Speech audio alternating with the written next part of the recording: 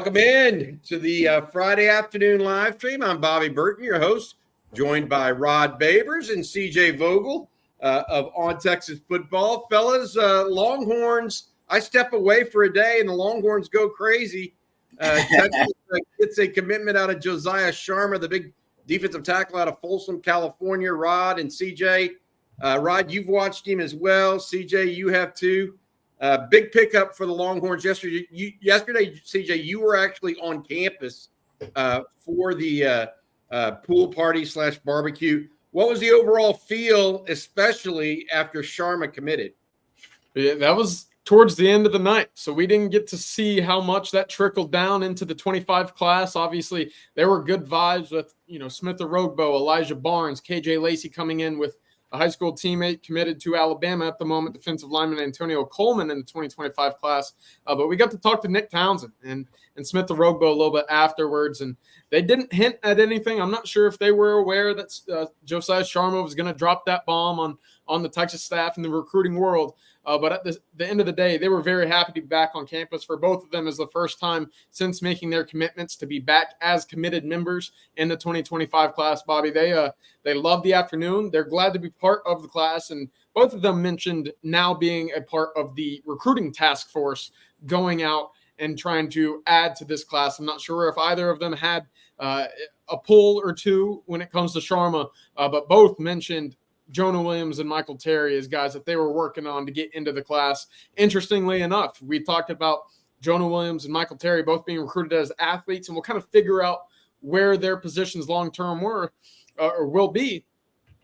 Nick Townsend mentioned to me afterwards that, hey, I've been hearing from Texas in regards to both linebacker and tight end. So that might just be that Jeff Banks was out of town on his honeymoon, and some of the other coaches in the room were saying, hey, the big bad man is gone. Let me get a say in what you can be at the next level, Nick. But he did mention that's something that he's willing to be open to. Obviously, very talented football player. We've all watched the tape. He can play defense. He can play offense. He's a weapon on either side of the ball. So we'll see where that ends up right now. Obviously, Texas has a tight end in the class already with Amari Winston, and only Elijah Barnes and Jonathan Cunningham at the linebacker spots right now. So we'll see. But interesting note I wanted to pass along there. That's a very interesting note. That's a very interesting note because Rod Babers may have just gotten excited a little. He likes him some Nick Townsend at linebacker. Oh no, I love Nick Townsend, but I know. Listen, that may be some defensive coordinator's dream. It ain't gonna happen because the head coach is an offensive guy. He calls the shots, and he wants a dynamic tight end. So that's why Jeff Banks ain't worried. He's like, "Yo, make your pitch. It don't matter. You can make the best pitch of all time. Sark calling the shots. Sark wants him at tight end. Done deal." Good stuff there. I love it, CJ. Hey, CJ, number of 2026 players on campus. Javian Osborne, the running back out of Forney, who apparently is one of the better players in the country. John Turntine, a big offensive lineman that Jerry Hamilton thinks may be the best offensive lineman in the state for next year. Also, I'm forgetting Jamarian Carlton, I believe, out of Temple was there, the edge. Another player out of Waco Connolly there as well.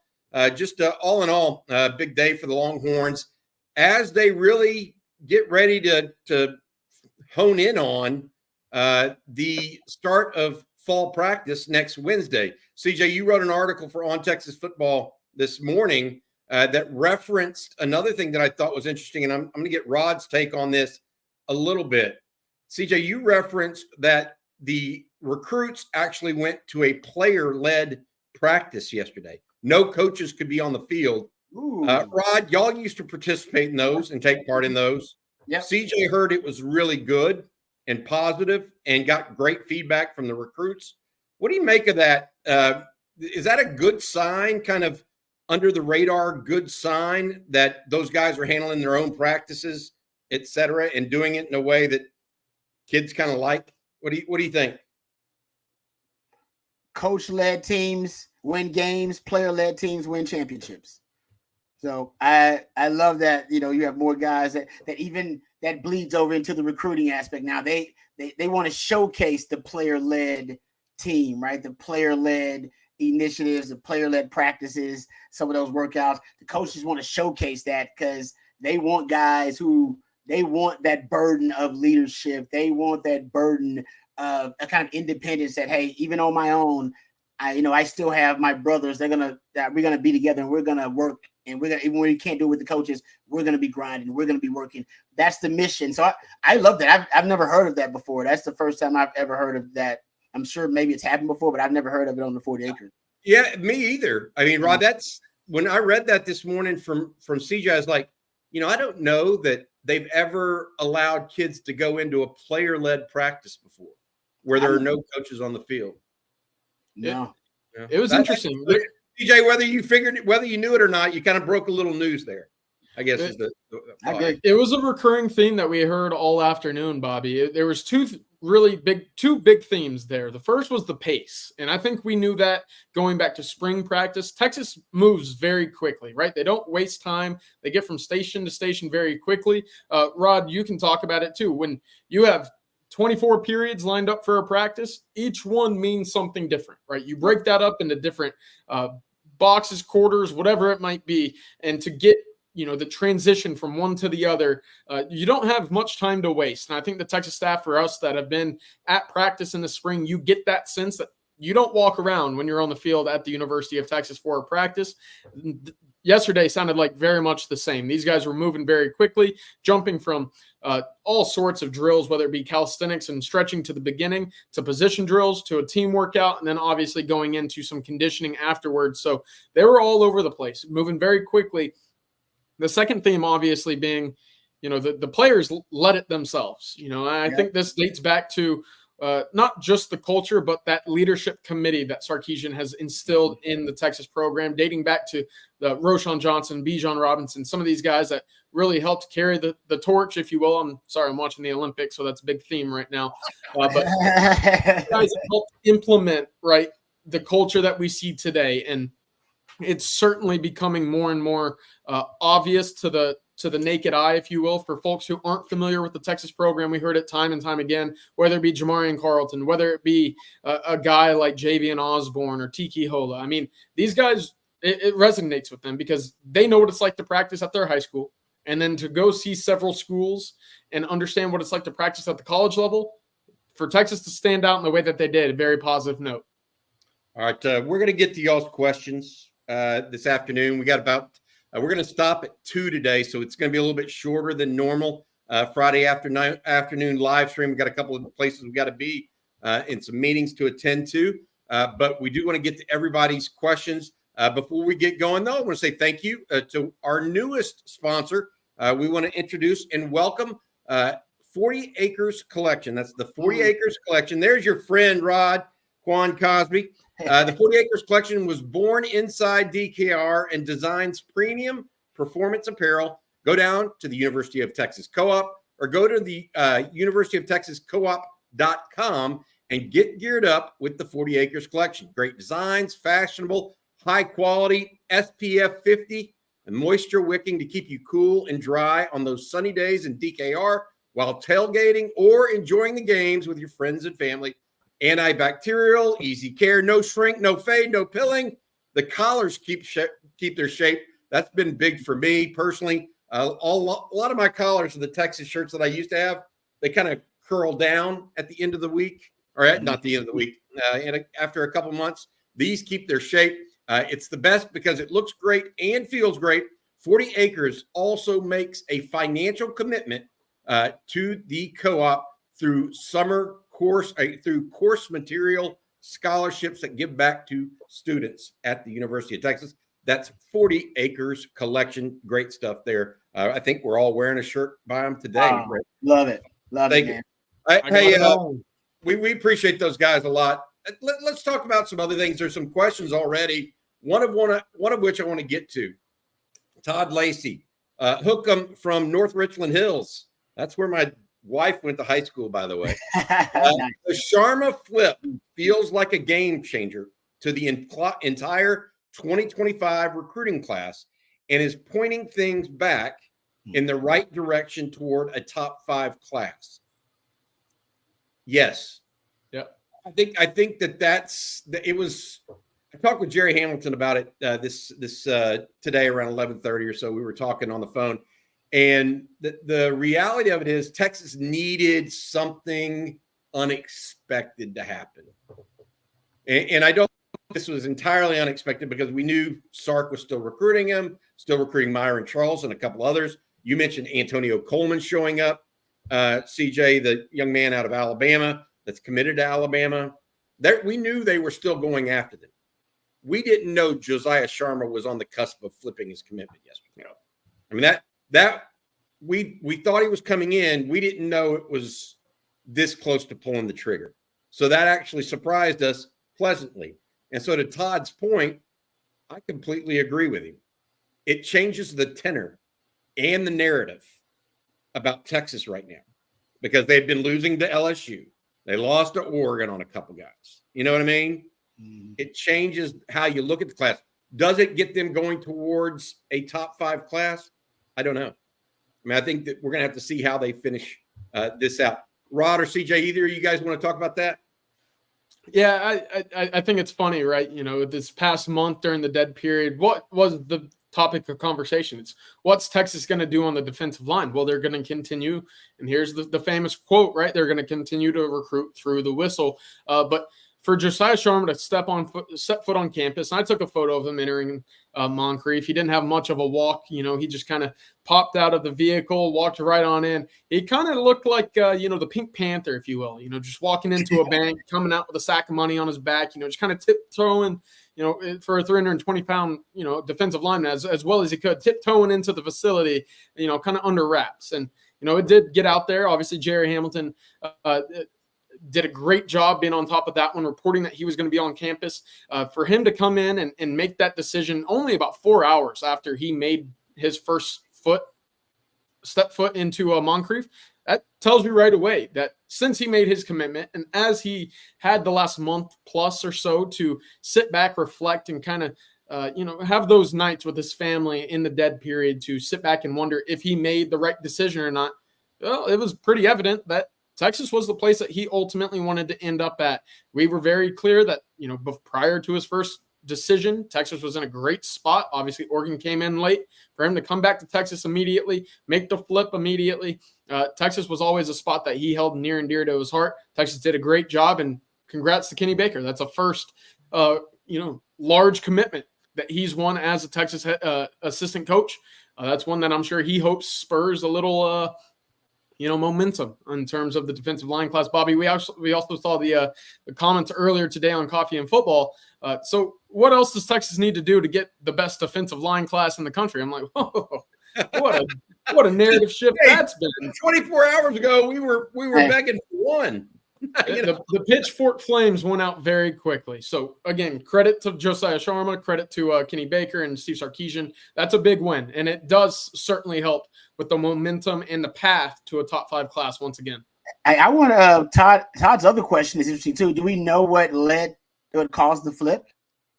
Is there – I don't know that anybody's gotten him on the record much about that quite yet. Have they, CJ?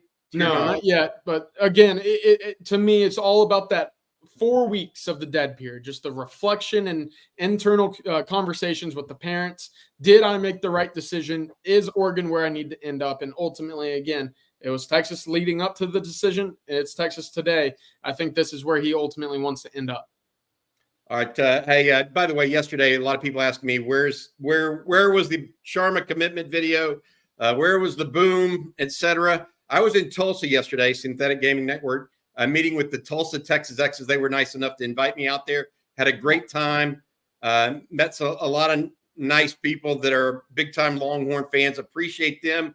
Synthetic Gaming Network. I want to say this. If you're in Tulsa and get a chance to go visit with the folks at the Texas X's there, please do so. They're already talking about renting a charter bus over to Fayetteville. It's about an hour and a half from Tulsa to Fayetteville. And the word was that way you don't get caught having to drink and drive on the way home. Yeah, I love it. There you go. Good stuff. Do that with the guys in Tulsa if you're up that way. Rod, I had this one for you from Jose Rodriguez. I want you to chime in here. Bobby, is it smart to hold off on the highest NIL bid until later in the season? Would that work, or is that a bad strategy just hate the constant overbidding until signing day. I don't know that this was an overbid situation though. Not based on what I'm talking, what I'm hearing. It was just from what I've heard in the background. It wasn't about the highest bid. It was more about getting more comfortable with where Texas was going, what Texas was offering exactly, etc. But, is it smart to wait? Yeah, I don't think you can wait to the very end on some guys because some guys will just put it in the can and say, go home, I'm done. What do you think, Rod? Yeah, that's interesting. Basically, and if you do wait to the end, and then you're just saying you're going to pay the highest price, you're just going to outbid everybody. Is that the plan, to wait to the end to outbid everybody? And I don't know. That's you can do that, right? Yeah, I think that's a risky situation. Even, and I've heard Dan Lanning recently because he's clapping back at folks, and he just obviously lost this commitment from Josiah Sharma, but he was clapping back at some folks who were taking shots at the rumor on the street, the unlimited NIL resources of Oregon, and they've been recruiting like gangbusters. But he also kind of mocked it. It was like, yeah, nobody's talking about all the hours we put in, all the high schools that we visited, and the relationships that we've been able to, cultivate and make these connections. No, my coaches, they don't know, those guys are not good at their jobs at all. It's all NIL. They're all getting the credit for it. So I just think right now, it's a multifactorial decision. Of course, NIL plays a big role, but I think, once you get to a certain number, I do wonder if certain guys are like, okay, that's it. Listen,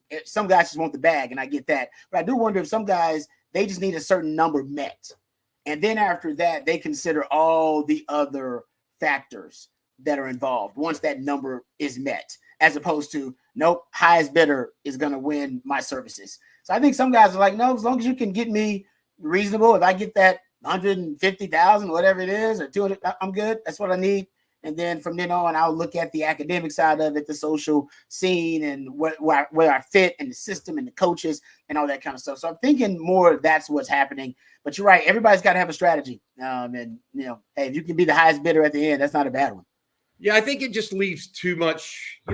Look, there's a level that Sark needs to leave open for last minute decisions, but I don't think you can be trying to do that with 25 players. Yeah, that's just too much. So, right, let's look at this before we go to this next question. I got a super chat from Tyler I want to ask next that kind of takes us in a different direction. But before I do that, Texas now at 16 commitments in this 2024 class. Okay, it's 9 offensive guys and 7 defensive guys. So, and that's if Nick Towns is a tight end, by the way. So 1 quarterback, 2 running backs, no wide receivers still. That's it. 4 offensive linemen, 2 tight ends. So that's 9. On defense, you have 2 edges, the 2 they really wanted, plus I think Javion Hilson was another one. 1 defensive tackle, 2 linebackers, 2 defensive backs. They definitely need more defensive tackles and more DBs in this recruiting class, in my opinion. They're looking at least 1 more offensive lineman, and then 2 to 3 wide receivers is my take on that. So they're at 16, 9 offensive guys, 7 defensive at this point. All right, let's go to Tyler Lorenz, guys. Who are some of your favorite former Horns who were robbed due to injury? This is a great question, and there's some recency in here with Tyler. In Troy O'Meara and Isaiah Nayor. Okay, Rod, you and I go back a little bit longer than Troy O'Meara and Isaiah Nayor. I mean, Jordan Shipley got robbed of a year when I thought he may have ended up being the number 1 receiver for Texas. There's been a ton. I would love to get Rod, CJ. Y'all have any other names? If we're just talking about guys who, if we're talking about robbed of time or robbed of careers, because robbed, I mean, it's so robbed of time. My boy Bo Scaife was robbed. Bo Scaife might have been the best tight end in the country when he came in. And guys, he was. I'm talking about they were putting him out there wide with me when he first got to Texas, like putting him out there as a wide out. And he had an injury in high school in his last year in high school. Then had another injury at Texas. Oh, man, he got robbed of a lot of time, and it changed the kind of player he was. Still ended up playing in the NFL for, 8 9 years or whatever it was. But it changed the kind of player he was. He was a dynamic, almost positionless weapon when he got to Texas.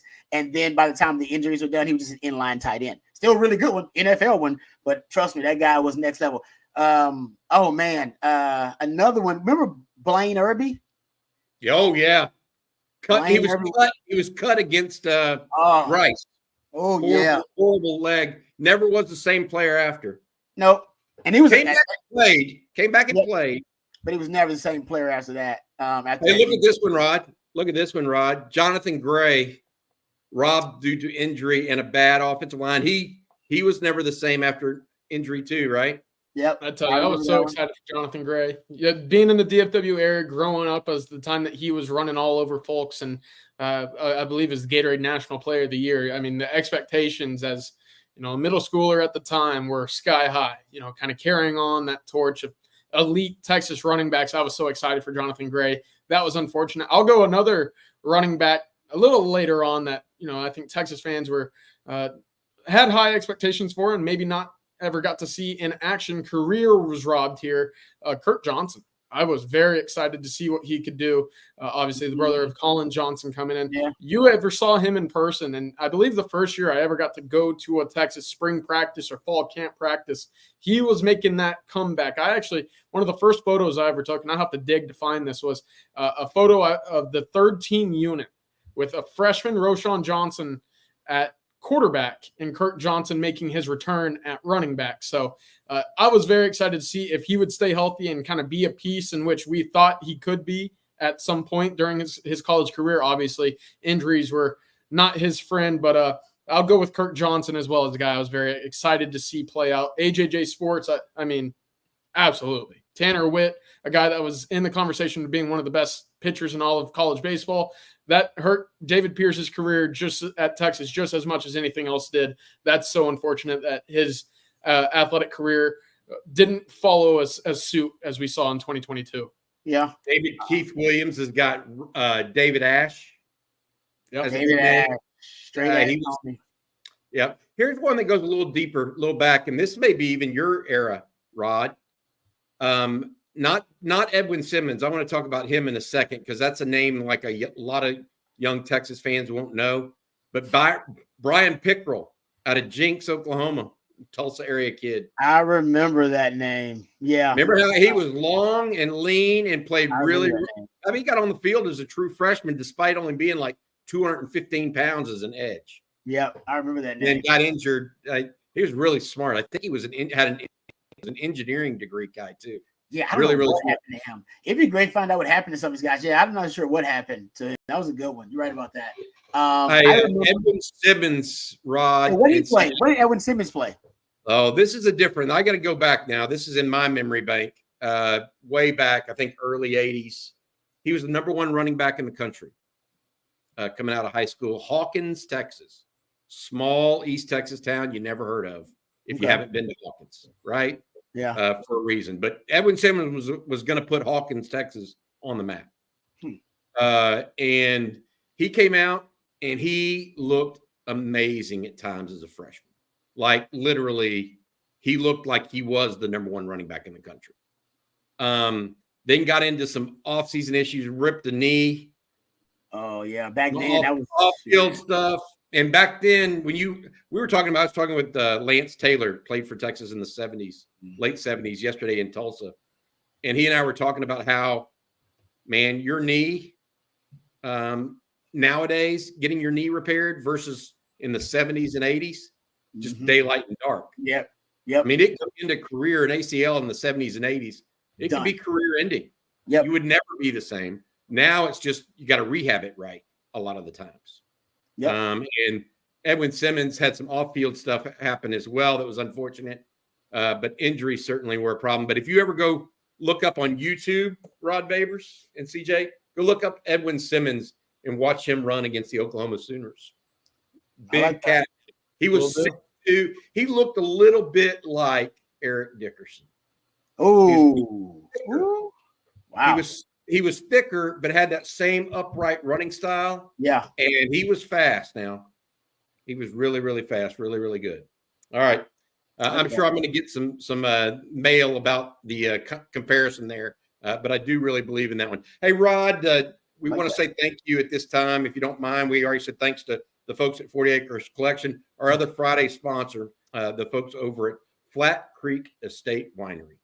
Yes, sir. Very excited and grateful to have Flat Creek as a part of the Owen, Texas football family. Did you know, folks, that the most awarded wine in Texas right now is actually the vineyard closest to Austin, Texas, right? That's right, folks. Flat Creek Estate Winery, just minutes from downtown Austin, and they've won award after award this year for their vintage wine, Super Texan. Super Texan is now available at your local specs, so give it a try today. Of course, Flat Creek is also a gorgeous venue with barbecues and wine tastings every single weekend. It's perfect for a date with your significant other or a weekend getaway with your significant other. That's Flat Creek Estate Winery. You can find it at specs, but also you can find it, I know this, at Central Market, because actually my wife shops there and she saw it. It's her favorite wine, and she recognized it as soon as she passed by. She said, "Oh, Flat Creek is available at Central Market," so you can find it there as well. They got the Pinot Grigio there. They got the Super Texan there as well. It is a really great product, folks. So you can go check out their selection at flatcreekestate.com, or you can go check it out for yourself. Flat Creek Estate Winery. Really appreciate them and their support of our Friday live stream. Hey, this is a great one and a great story. This guy, we talk about guys we missed or that were robbed of their time. Darian Brown, running back out of Buford, Georgia, signed and committed to Texas. Then had literally his skull was cracked his senior year of high school. Ooh. And so he came in and they knew right away he was going to be on medical immediately. So living rent free said this, Darian Brown, RB from Georgia. I totally agree. And then Burnt Orange Horn did a great thing here. Darian is now a University of Texas graduate. So hats off to that young man for taking what he had, given the circumstances, and making something out of it and getting a degree for the University of Texas. It's really cool. All right, we'll keep going here a little bit. Justin Yarbrough with a question for us. Thanks, Justin, for the super chat. What about guys y'all thought had a chance but came up short? Armani Foreman, Brecken Hager. There are two at the top of my list. I saw somebody in here mention Raymond Taylor. Yeah. He might be at the top of my list. Yep. Top of the list. Yeah. I mean, what did Raymond have, Rod, that was different from a lot of guys? Because it's that rare combination of speed, athleticism, physicality, despite being somewhat small. How would you describe that to people? I think you're on mute, Rod. Sorry, you're good now. Yes, sorry. I actually hosted. He did he has a charity, a great charity down there in his hometown, and he did a charity like kickball game, and I got a chance to host it as an MC. And at the time, this was probably, I don't know, 5-6 years ago, maybe something like that. The dude was still dunking, like trick dunks, like in the gym, like could just casually do trick dunks. I mean, I don't know how old he is, but I know that was a long time ago when Rod B was able to think about dunking, and that dude was still doing it so he's got some freakish athleticism and the speed, the world-class speed with the acceleration as well, and multiplicity of skill set. So guy probably could have been a wide out, could have been a Reggie Bush type before, around the time when Reggie Bush and running backs became true assets in the passing game. He could have easily been one of those guys, a modern day Eric Metcalf, if you will. I mean, he could have easily been that. I know. Hey, we need to get Eric Metcalf on one of these shows. Eric Metcalf is still a huge Longhorn fan. He's before his time. If Eric Metcalf was born like 15 years later, he'd been Alvin Kamara or Jahmyr Gibbs or one of those guys. Bijan Robinson, basically. Hey, I'm going to check him out if that's the case. He may be better than some of those guys, by the way. Agreed. Exactly. Nope, you're right. Yeah, I mean, CJ, I think he caught 100 balls one year back when they didn't throw that much. Yeah, I mean, he was a utility guy that played running back at Texas, even though he's undersized. But he was like lit out of a cannon. His dad, by the way, was a great player for the St. Louis Cardinals back when it was the St. Louis Cardinals and not the Arizona Cardinals. Oh, I didn't know that. Got a tweet that came up. Matt, our producer, if you could pull that up.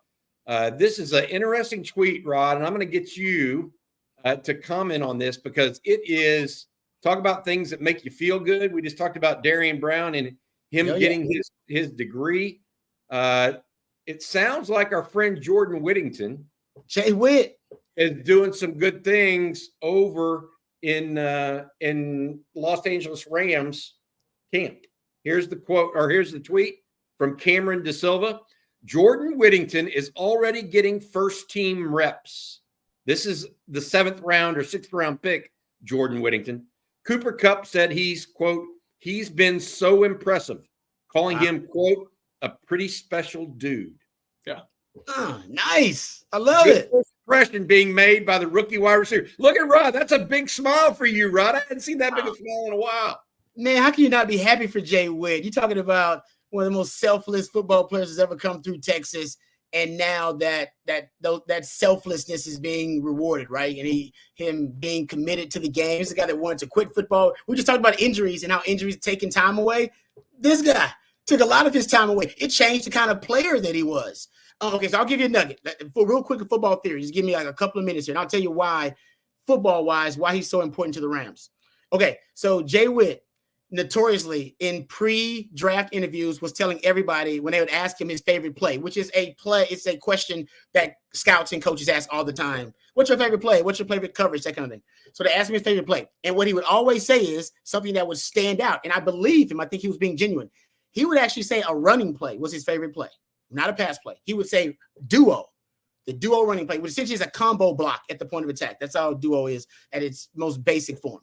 He would say duo. I'll read you the quote. He said, we had this regular run play in our playbook called duo. We'd get in our bunch formation, and when we're running this play repeatedly, we're basically telling you that we're beating you both mentally and physically. It was our statement play, if that makes sense. We absolutely love that run play. We just run that play over and over and over again. Whenever we felt like the game was over, the opposing team couldn't handle that play. That was my favorite play. That's when we knew we had him on the ropes. Fast forward, I'm sure he probably said that to Les Snead, probably said it to a lot of GMs and head coaches around the league. Why would it stand out to the LA Rams? Here's why.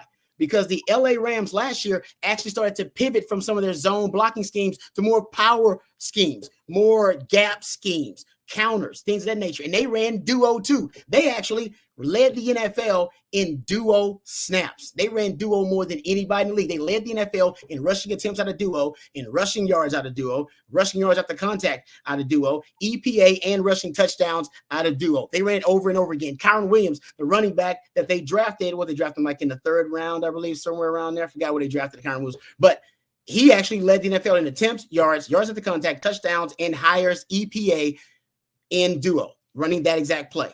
So, and continue to fast forward. Jay Witt, his favorite play was duo. He blocked really well on it. Rams, that's now one of their money plays, one of their bread and butter plays.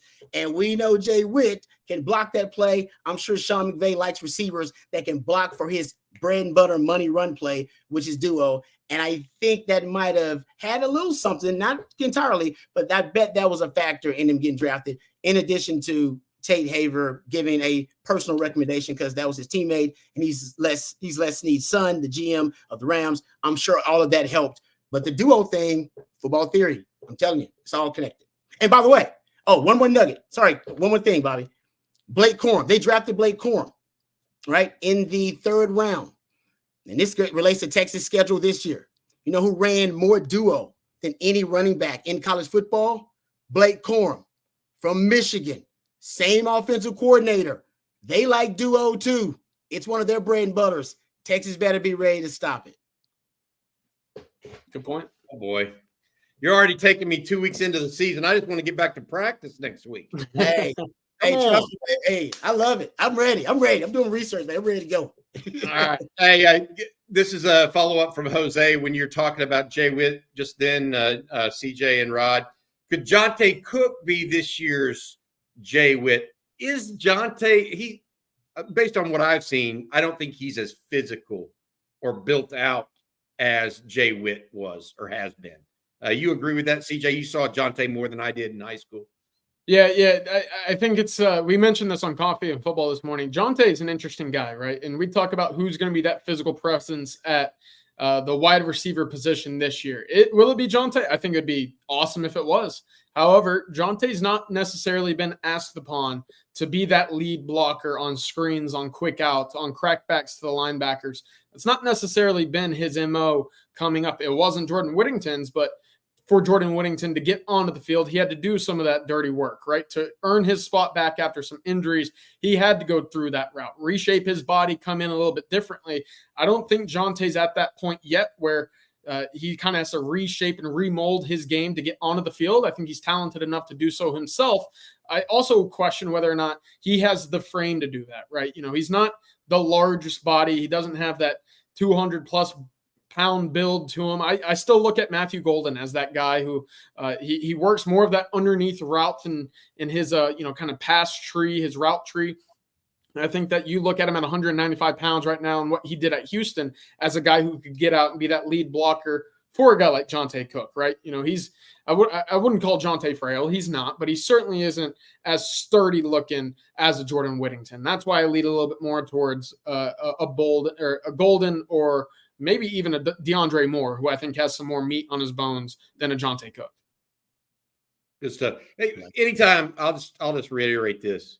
Anytime a long-term pro like Cooper Kupp that is known for being an exactor and kind of an exacting route runner, football, what do you call him, Rod? Football investigator for a wide receiver. That he fits that mode for you, right? Yeah, he does. Yeah. When somebody like that is saying something about you, pretty good sign. Yeah, no, this is a funny story. You guys probably have to Google it, of Cooper Kupp. This is how obsessed he is with route running and precision route running. He talks about how his wife will interrupt him or wake him up when he's taking a nap or when he's sleeping because he runs routes in his dreams. I'm not joking. He's like, he's running. He's like, she's like, what's wrong with you? And he's like, I was running routes in my dreams. But that's how obsessed he is with precision route running. I love it. Yeah. I love it. Hey, going back to something we talked about a little bit earlier, and CJ, you were talking about how fast Texas practice moves, at least within those player-led practices that the recruits were watching this week. Pat Brown says, when practice time moves faster than game time, then you've got something. Yeah, I happen to agree with that. I like that. It's a reality because once you get going and your team essentially is together and working hard together and going fast, that's a great sign. It really is. I've seen some teams that plodded through practice, believe me, and it looked like it was laborious. Mm-hmm. You don't want that. You want teams that can get out there and get after it. Thanks, Pat, for the question. Really appreciate it as well. Somebody says here, Stephen Houston says, DeAndre Moore is the Jay Witt comp for him. I can see it. He's that exacting route runner for sure. Not the super speed guy, but still pretty quick and fast. I don't know that he's as big there, Some other guys, some other questions that we had earlier about guys that did not get their chance because they kind of got hurt or injured. DeGabriel Floyd, a linebacker out of California, was mentioned. He had spinal stenosis. Someone, I think Max Vorosovich, asked about a young running back from Newton that was going to be really good and got injured. His name was Anthony Byerly. That was actually back before the internet days when you could buy the Houston Chronicle or the Houston Post and follow college football recruiting. A lot of people obviously did it, the Dallas Morning News or the Austin American Statesman, etc. But that's one of those things. Guys, we've got about 5 more minutes here left in this show. And I want to circle back maybe to what we started this on, and that was the recruiting piece with Josiah Sharma. CJ, where do you think Texas heads next in recruiting? Do you expect it? We have some commitments coming up, I think, on the 7th and 8th with Khalid Lockett and DJ Sanders. Are those the next 2 that you think could domino one way or the other for Texas? Yeah, I think so. And aside from those two, I look at the 5-star athletes that were on campus this weekend, Bobby, right? That's Michael Terry out of Alamo Heights, and that's obviously Jonah Williams out of Galveston Ball. And with Jonah, there's going to be two decisions, right? The first is going to be a college decision, and that will be great for whoever lands him. He'll play football and baseball in college until that next decision of whether or not he actually will go to college, right? Because the MLB draft is a legit option for him. He's a very talented baseball player. We've talked about it. He was in Atlanta last week for a wood bat tournament, invite only. They get out there, and it's amongst the best in the country that play out in, East Cobb and that area out there. So those are more so the two I'm looking at. I think we might see decisions around the same time for both of those guys, mid to early August, around the time of a Khalid Clockett and a DJ Sanders. So I do think that run in which you were expecting Texas to make throughout the month of July after the official visits, maybe that run just got stretched out a little bit, right? We didn't see that onslaught of 10 plus commitments in a 2-week or 4-week span that we saw over the last two cycles, but Texas still in great spots. And continuing to push for a guy like Michael Terry. Khalid Clockett, very much on the table. We'll see what happens with DJ Sanders. It feels like it's more 50-50 with Texas and Texas A&M at the moment. And, of course, Jonah Williams. Does he make that first decision in favor of Texas? And two, if he does, what does that next decision mean later on when he ultimately decides whether or not to go play minor league professional baseball or go to college to play football and baseball at the next level? That'll be really interesting. But I'm looking forward to those 5-star athletes. Good stuff. Good stuff. All right.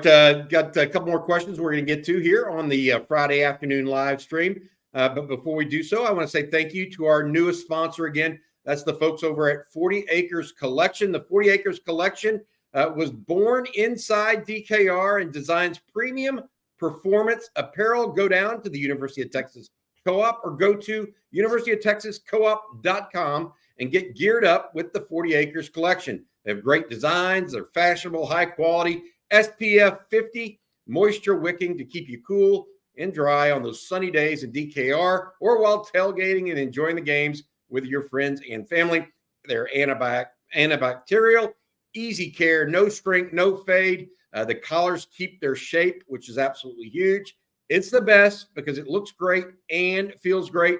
We're all wearing them here today on Friday afternoon. 40 Acres also makes a financial commitment with every purchase to the University of Co-op, which then provides course material scholarships to students at the University of Texas. Again, that is 40 Acres Collection. They are really, really good shirts. We appreciate their sponsorship and enjoy them being a part of us. Tyler Rollo wants to know, who do y'all compare Joseph Sharma to, whether it's a past Longhorn or NFL player? Jerry Hamilton thinks reminds him a lot of Sean Rogers. Ooh, yeah. And I've tried to explain this for the younger people out there that don't remember Sean Rogers. Wow. He was a load and he was athletic and a 13-year NFL vet, I think, 3 Pro Bowls. He was 6'4" and athletic and 350 and athletic. He was Tavondre Sweat before Tavondre Sweat. Yep. You agree with that kind of Yep. comment there, Rod? Great way of putting it. I remember, and he was every bit of, honestly, at 340, that's being kind to him. I love Big Sean. I know Big Sean really well. Me and Big Sean hung out a lot. 340 maybe when he was like a sophomore, but I played with Big Sean in Detroit too. Big Sean was bigger than 340, but he was awesome. I think he ended up being an All-Pro at one point with the Detroit Lions. He was legit. And I should see this dude dunk at 6'4", 350, whatever he was, and not just barely get it in there. I'm talking about dunk, windmills, that kind of stuff, kind of weird, crazy stuff. Man, he was a freak athletically. You just don't see dudes better do stuff like that. So, yeah, I saw Sean Rogers do a backflip. That's what I'm saying. He's like a what? full-on backflip, and I'm like, dude, you're over 300 pounds. That's dangerous. And he was doing it at the Texas California High School All-Star game, and I'm like, is this real? And so he does it at the beginning of practice. They get to the end of the practice, and the coaches all like to be like they like to have fun in these all-star games. The coach is out there handing out everybody popsicles. He would give Sean an extra popsicle if he'd do another backflip. Sean did that. I've never seen somebody do another backflip so quick. Oh no, yeah, don't trust me because Remarkable.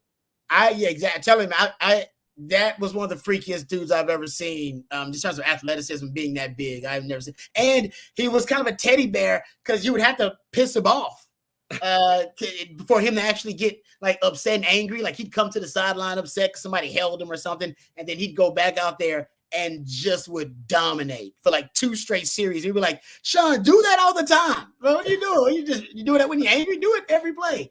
Yeah, there was a force of nature, man.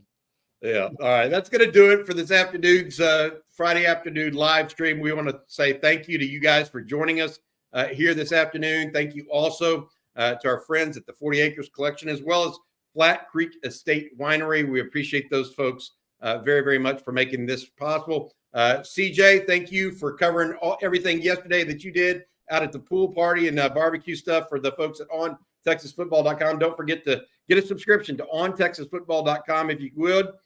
There is a promo code right now that allows you to get $20 off the annual subscription for just $39.95. Use the promo code OTFOG on OnTexasFootball.com, and you get a $39.95 annual subscription for just $39.95. Anyways, Rod Babers, appreciate you as well, my man.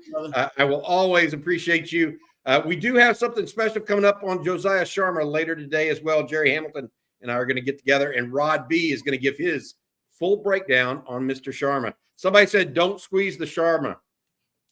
Everybody, you guys have a good one. Hook them. Have a good weekend.